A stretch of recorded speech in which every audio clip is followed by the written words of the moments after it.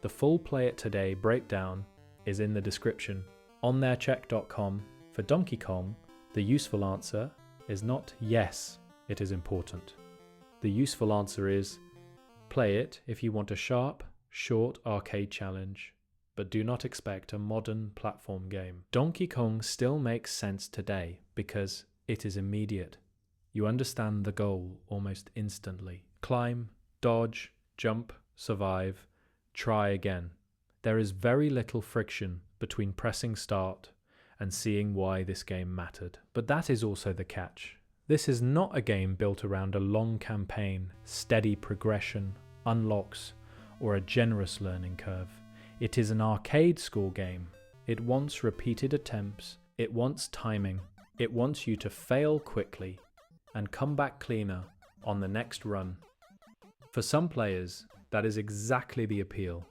Donkey Kong is compact, legible, and still tense in short bursts. It is good if you want to understand a foundational Nintendo game by actually playing it, not just hearing that it was important. For many modern players though, it is a selective recommendation. If you want a full platforming adventure, this is probably not where you should start. If you want the Donkey Kong idea expanded into something with more structure and variety, the Game Boy Donkey Kong is the more practical alternate entry point. It takes the arcade premise and turns it into a fuller puzzle platform game. So the verdict is simple. The original Donkey Kong is historically important and still worth sampling. But it is not a universal, everyone should play this now recommendation. If you do want to play the original legally today, the best current option for most people is Arcade Archive's Donkey Kong on Nintendo Switch. That is the version to buy if your goal is to play the arcade game itself. It is a standalone digital release and it includes early, later, and international versions. For a modern player who wants the original without turning this into a hardware hunt, that is the cleanest recommendation. There is also the NES version through Nintendo Switch Online's Nintendo Entertainment System app. That matters because it is easy if you already subscribe. It gives you the convenience of the subscription app, including save and rewind features. But it is not the version I would point to first if someone specifically asks, what is the best way to play Donkey Kong?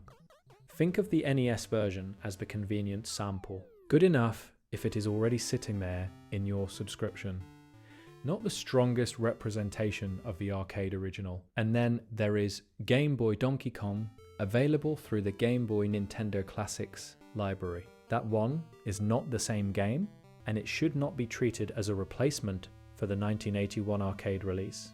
But as a modern entry point, it matters. If you are less interested in the historical artifact, and more interested in a better shaped game to actually sit with, that is the smarter detour. So why start with Arcade Archives? Because it keeps the recommendation clear. You get the arcade-focused version, not a home conversion standing in for it. You get a legal, modern Switch release. You get a version that makes sense for someone who wants to know what Donkey Kong actually was as an arcade game. The trade-off is that convenience does not turn it into a modern game. Arcade Archives makes access cleaner. It does not make Donkey Kong longer, softer, or more varied. That is important. The best version is still the best version of a very old, very direct arcade challenge. For purists, Arcade Archives is also the practical answer. Original arcade hardware is not a useful recommendation for most people. It adds cost, space, maintenance, and collector friction. This is a play today guide, not a museum procurement plan. Now before you start, adjust your expectations. The main difficulty bump is not learning the controls. The main bump is accepting the loop. Donkey Kong is about repeated failure in a small space. You are not meant to cruise through it like a modern platformer. You are meant to read hazards, tighten your movement, and survive a little longer. Deaths can feel abrupt, timing windows can feel harsh.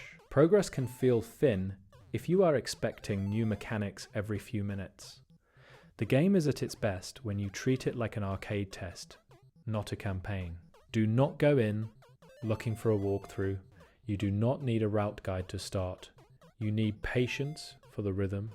Observe, move carefully, fail, repeat, improve.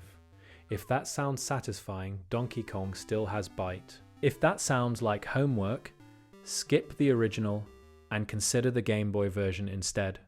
So here is the clean recommendation. Play Arcade Archive's Donkey Kong if you want the original arcade game today. Use the Nintendo Switch Online NES version only as a convenient sample. And if you want a fuller, more modern-friendly game built from the same basic idea, play Game Boy Donkey Kong instead. The original still has value, but it is a short, punishing arcade object. Respect it, sample it, maybe chase a score. Just do not mistake historical importance for a guaranteed best starting point.